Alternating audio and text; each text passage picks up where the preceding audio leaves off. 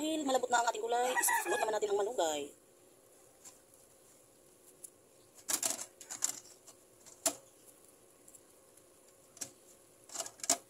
Madikit siya guys dahil hinugasan ko yung malunggay. Malikabok kasi dito sa amin kaya kailangan alisin yung malunggay. Hugasan siya. Kaya madikit. So ayan, pakuluin muna natin ng kaunti para maluto ng ating gulay.